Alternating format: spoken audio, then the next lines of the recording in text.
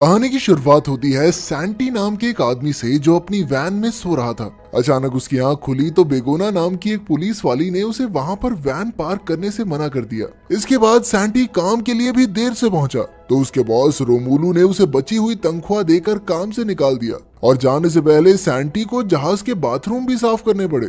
बाद में जब सैंटी अपनी गाड़ी से जा रहा था तो उसका पेट्रोल भी खत्म हो गया, जिसके बाद वो जैसे तैसे गैस स्टेशन पहुंचा जहां वो अपने दोस्त पेड्रो से मिला। सैंटी ने उसे बताया कि उसका अपनी पत्नी मेटी से तलाक होने वाला है। बाद में जब वो वकील से मिलने पहुंचा तो वकील ने उसे और मेटी को बताया कि तलाक के बाद उन दोनों की जायदाद आधी आधी हो जाएगी। मेटी ने कहा कि वो जल्द से जल्द तलाक चाहती है, पर वकील ने कहा कि इसमें थोड़े महीनों का समय तो लगेगा। वहां से बाहर निकलकर सैंटी को एक लॉटरी टिकट बेचने वाली औरत ने आवाज दी और सैंटी ने भी मजे मजे में एक लॉटरी टिकट खरीद ली। उसने टिकट अपनी सिगरेट की डब्बी में रखी और चला गया। फिर शाम को सैंटी अपने कॉलेज की रीयूनियन पार्टी में पहुंचा जहां वो अपने दोस्त पेड्रो और मार्कोस से मिला। तभी सैंटी ने मैटी को मारियो नाम के एक आदमी के साथ हंसते देखा। बाद में मैटी ने उसे बताया कि जिस सुपरमार्केट में वो काम करती है मारियो वहां का मालिक है। पर सैंटी को इससे काफी जलन हुई और वो अपने दोस्तों के पास चला गया। खैर बाद में सैंटी ने घर आकर सिगरेट्स का डब्बा फेंक दिया क्योंकि वो लॉटरी के बारे में बिल्कुल भूल गया था।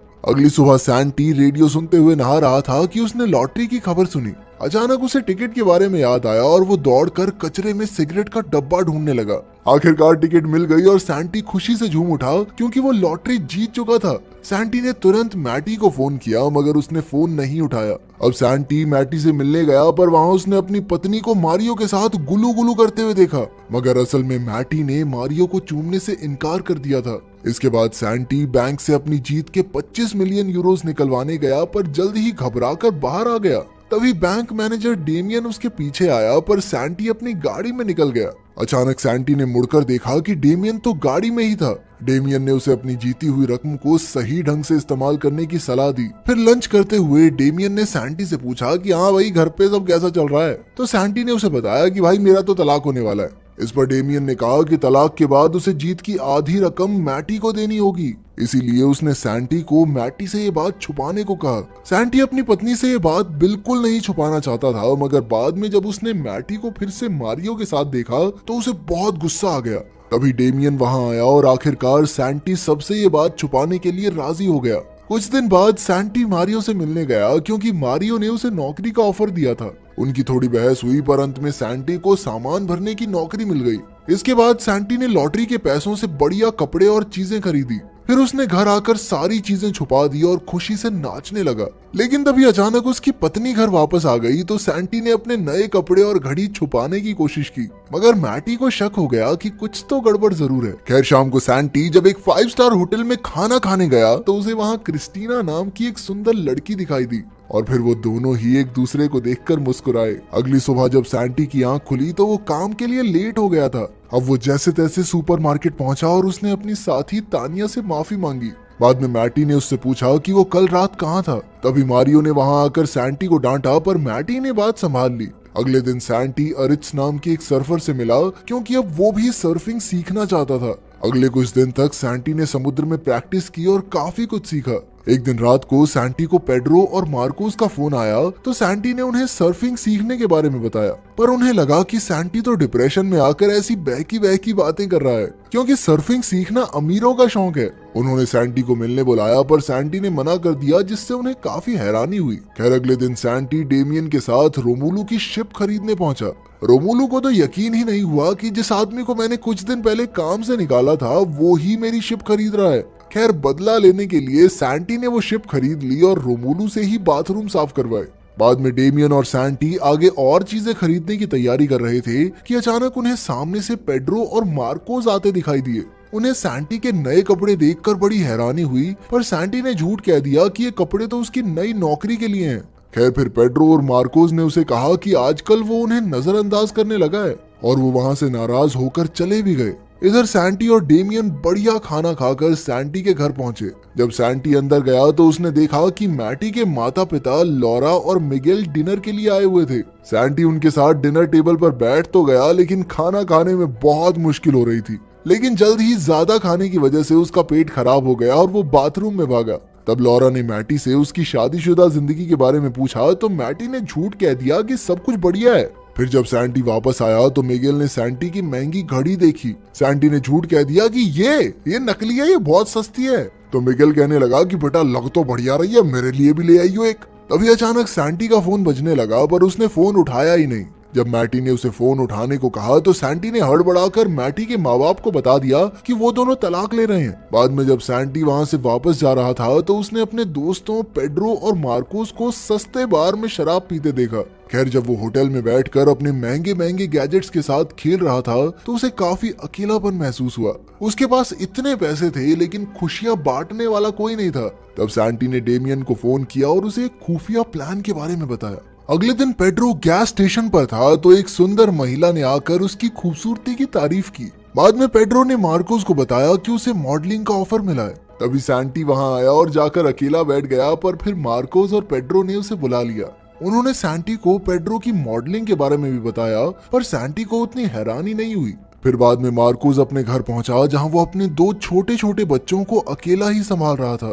तभी उसकी पत्नी लोरेना ने आकर उसे खबर दी कि उसके दूर के चाचा उनके लिए ढेर सारी जमीन जायदाद छोड़कर गए हैं। बाद में डेमियन और सैंटी मिलकर बात करते हैं, तब ये खुलासा होता है कि इस सब के पीछे सैंटी का ही हाथ था। वो दोनों गोल्फ खेल रहे थे कि अचानक उनकी नजर मारियो पर पड़ी। तब डेमियन ने सैंटी को बताया कि मारियो बस बैंक से लोन लेने का नाटक कर रहा है। असल में तो वो सुपरमार्केट को बेचना ही चाहता है, पर इससे सभी लोगों की नौकरियां चली जाएंगी, इसीलिए अच्छा बनने का नाटक कर रहा है कि मैं तो बहुत कोशिश कर रहा हूँ बचाने की। तभी मारियो ने सैंटी को देख लिया और वहां आकर उससे पूछा कि तू काम पे क्यों नहीं गया है।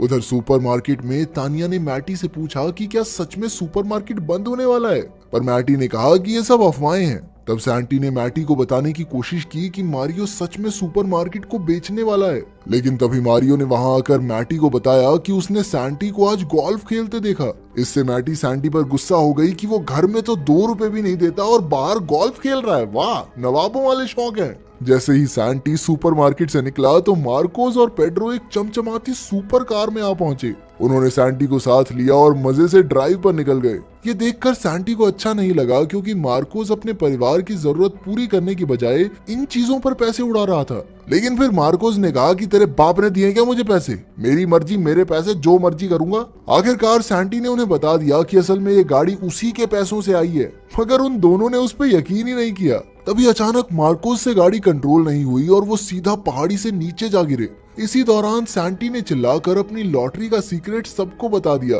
खैर कुछ देर बाद वो जैसे तैसे तैरकर बाहर आ गए। अगली सुबह मैटी को मारियो का फोन आया, जिसे देखकर सैंटी को बहुत जलन हुई और उसने भी मैटी को जलाने के लिए क्रिस्टीना को फोन किया। उस रात मैटी मारियो के साथ डेट पर गई और सैंटी क्रिस्टीना के साथ, मगर उन दोनों को ही बिल्कुल भी मजा नहीं आया। बाद में वो दोनों एक ही वक्त पर घर पहुंचे तो उन दोनों ने ही अपने नए साथियों के साथ खुश होने का नाटक किया। फिर अगले दिन मारियो ने मैटी को फोन करके सुपरमार्केट बुलाया और फिर सबको बता दिया कि सुपरमार्केट बंद हो रहा है। उसने झूठ कह दिया कि उसने सुपरमार्केट को बचाने की बहुत कोशिश की। इस सब से मैटी बहुत दुखी हो गई, मगर फिर सैंटी ने उसका मन बहलाने के लिए उसे डिनर पर चलने को कहा।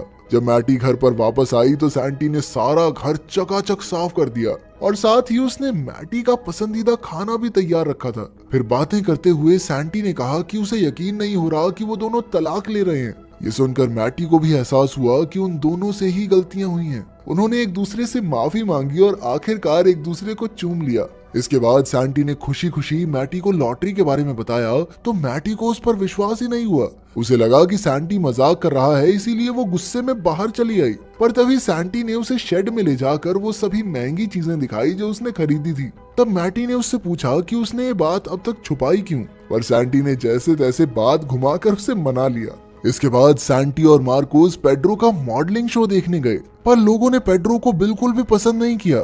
इससे पेड्रो निराश हो गया और फिर मार्कोस और पेड्रो ने सैंटी पर उनकी जिंदगी खराब करने का इल्जाम लगाया। बेचारा सैंटी सोचता रह गया कि मैंने एक जिंदगी बर्बाद की, कैसे।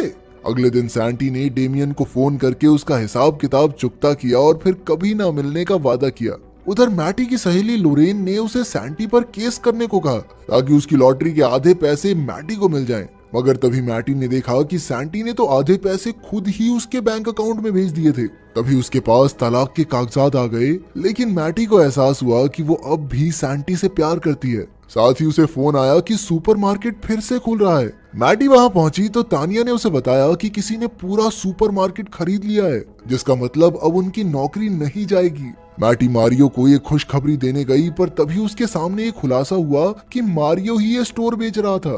खैर तभी डेमियन ने वहां आकर कहा कि मारियो को नौकरी से निकाला जाता है और अब से सुपरमार्केट की डायरेक्टर मैटी होगी। मैटी बहुत ज्यादा खुश हो गई और वो सैंटी को ढूंढने लगी। सैंटी इस वक्त एयरपोर्ट पर था और मैटी उसे ढूंढते हुए वहां तक पहुंच गई।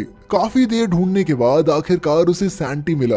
मैटी ने उसे जोरदार थप्पड़ मारा कि कहां जा रहा था कुत्ते मुझे छोड़ के, और फिर उन दोनों ने एक दूसरे को चूम लिया। इसके बाद उन दोनों की जिंदगी में सब कुछ बढ़िया हो गया और दोनों मस्त ऐश काटने लगे।